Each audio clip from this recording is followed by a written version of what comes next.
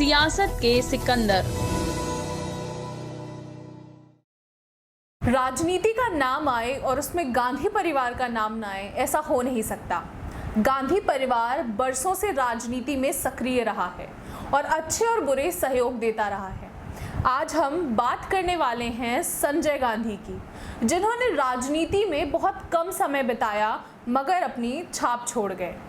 नमस्कार, फुटकर न्यूज़ में आप सभी का स्वागत है। मैं हूं ईशा पटेल। आज हम बात करने वाले हैं इंदिरा गांधी जी के छोटे बेटे और लाडले बेटे संजय गांधी की। 14 दिसंबर 1946 को जन्मे संजय गांधी बचपन से ही जिद्दी स्वभाव के थे।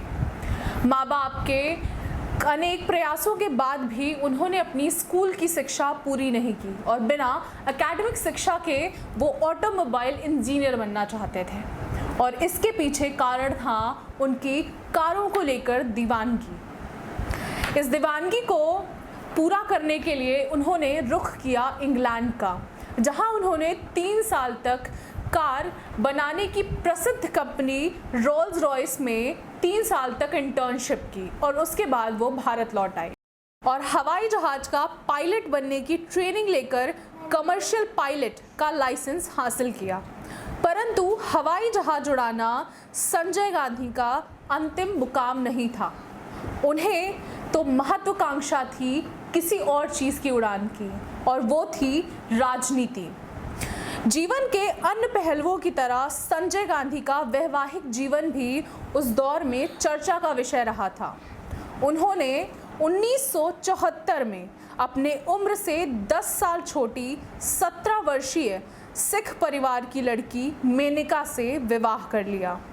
मेनका पेशे से मॉडल थी, पर शादी के कुछ साल बाद ही वो भारतीय राष्ट्रीय कांग्रेस का हिस्सा बन गई। संजय गांधी ने 20 वर्ष की आयु में राजनीति में अपना पहला कदम रखा। वर्ष 1970 में वो भारतीय युवा कांग्रेस के नेता बने।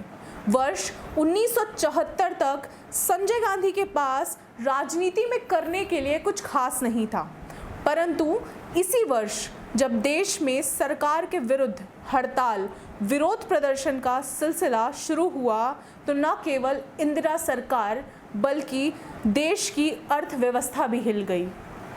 इतना ही नहीं, इंदिरा सरकार को एक बड़ा झटका तब लगा जब 25 जून 1975 को सरकार के कामकाज पर कोर्ट ने एक कड़ी टिप्पणी की और सरकार असहज हो गई। परिस्थितियों को अपने विपरीत जाता देख इंदिरा गांधी ने आनन फानन में आपातकाल यानी इमरजेंसी का ऐलान कर दिया और राष्ट्रीय सुरक्षा का हवाला देते हुए जल्द ही होने वाली लोकसभा के चुनाव को टाल दिया। राज्यों के गैर कांग्रेसी सरकार को बर्खास्त कर दिया गया, प्रेस को सेंसरशिप लागू कर दिया गया और जनता को मिलने वाली कई संवैधानिक अधिकारों को नियंत्रित कर दिया गया। आपातकाल का यह दौर युवा संजय गांधी के लिए राजनीतिक वरदान साबित हुआ। राजनीति में कुछ अलग कर दिखाने के लिए उतावले संजय गांधी ने धीरे धीरे पूरी सत्ता को अपने कब्जे में कर लिया।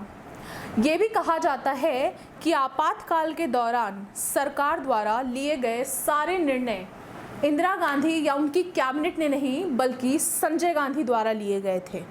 देश की अर्थव्यवस्था को ठीक करने के लिए जहां इंदिरा गांधी ने 20 सूत्री कार्यक्रम की घोषणा की, तो वहीं संजय गांधी ने बिल्कुल विपरीत जाकर 5 सूत्री कार्यक्रम की घोषणा की और देश में उसे लागू कर दिया। बाद में इन दोनों कार्यक्रमों को एक बताया गया। संजय गांधी का संपूर्ण जीवन विवादों से भरा रहा है, फिर चाहे हम बात करें उनके व्यक्तिगत जीवन की या फिर सार्वजनिक जीवन की। पढ़ाई से दूर भागना, जबरन शादी करना, बिना किसी पद और ओहदे के सरकारी कामों में दखल देना और आदि। वर्ष 1971 में संजय के दबाव में इंदिरा कैबिनेट ने देश में एक ऐसी गाड़ी के निर्माण का प्रस्ताव दिया जिसे देश के मध्यम वर्ग खरीद सके। इस प्रस्ताव को कार्यान्वित करते हुए जून 1971 में सरकार ने कंपनी एक्ट के तहत मारुति मोटर्स लिमिटेड नाम की कंपनी के गठन को मंजूरी दे दी। बाद में इस कंपनी को कई विवादों का सामना करना पड़ा, क्योंकि इस कंपनी का निरीक्षक संजय गांधी को बनाया गया था। तो ये विवाद हुआ कि इस कंपनी का निदेशक के पास तो कोई डिग्री ही नहीं है, तो फिर इसे निदेशक कैसे बना दिया गया। देश के संचार माध्यम पर शिकंजा कसने का दौर शुरू हुआ जब संजय गांधी के पसंदीदा विधाचरण शुक्ला को देश का नया सूचना एवं प्रसारण मंत्री बनाया गया। उस दौर का एक किस्सा बड़ा ही मशहूर था कि गायक किशोर कुमार ने यूथ कांग्रेस के सम्मेलन में गाना गाने से इनकार कर दिया था, जिसके बाद उन्हें किसी भी सरकारी कार्यक्रम में गाना गाने का प्रतिबंध लगा दिया गया था। इसी तरह अमृत नहाटा की एक फिल्म किस्सा कुर्सी का पर प्रतिबंध लगाया गया, जो संजय गांधी और इंदिरा गांधी के ऊपर कटाक्ष थी। जवाब में निर्देशक ने कहा, ये पात्र काल्पनिक हैं और इनका किसी भी भावनाओं को चोट नहीं पहुंचाते हैं। फिर भी फिल्म की सारे प्रिंट्स और मास्टर प्रिंट्स को गुड़गांव के मारुति कारखाने में जला दिया गया। वर्ष 1997 में भारत सरकार द्वारा गठित एक समिति ने संजय गांधी और उस समय के तत्कालीन सूचना एवं प्रसारण मंत्री वीसी शुक्ला को दोषी पाया गया था। एक जनउपयोगी फैसले को जिस तरह से संजय गांधी ने लागू किया था, उसने उन्हें देश में अप्रिय बना दिया, और वो था उनका नसबंदी का दावा।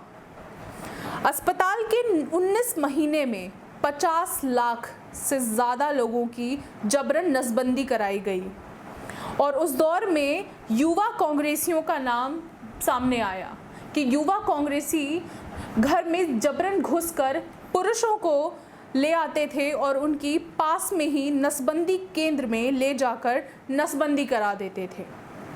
संजय गांधी को रफ्तार का बहुत शौक था, फिर चाहे वो कार में हो या हवाई जहाज में, और उनकी इसी रफ्तार ने उनकी जान ले ली।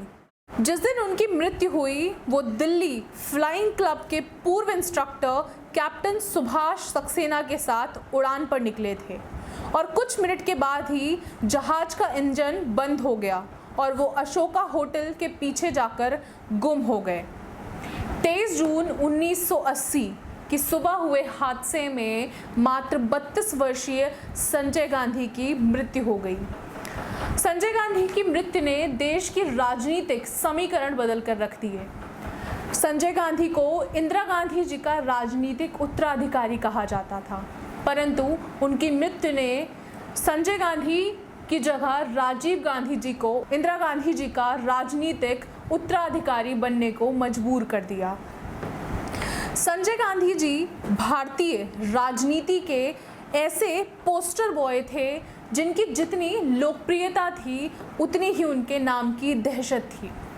बहुत से लोग तो ये भी कहते हैं कि आपातकाल की जिम्मेदार संजय गांधी ही थे, परंतु कुछ लोग आपको ऐसे भी मिलेंगे जिनका मानना है कि अगर संजय गांधी कुछ दिन और जिंदा होते तो इस देश में राजनीति की दिशा भी कुछ और होती और दशा भी कुछ और होती।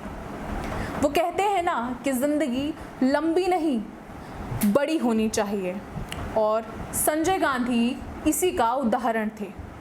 ये कहना गलत नहीं होगा कि स्वतंत्र भारत के इतिहास में संजय गांधी एक ऐसे राजनेता थे जो महत्वाकांक्षी होने के साथ साथ दूरदृष्टि भी रखते थे। उन्होंने देश को ऐसी योजनाएं दी थी कि अगर उनका सही तरह से पालन किया गया होता तो आज इस देश की कायाकल्प ही कुछ और होती। विवादित व्यक्तित्व होने के साथ साथ उनकी जीवनी और क्रियाकलापों के बारे में जानने में आज भी हम भारतीयों को उतनी ही जिज्ञासा होती है। ऐसे ही और राजनीतिज्ञों का सफरनामा सुनने के लिए बने रहिए फुटकर न्यूज़ पर और चैनल को लाइक, शेयर, सब्सक्राइब करें और बेल आइकन दबाना ना भूलें। नमस्कार। सियासत के सिकंदर।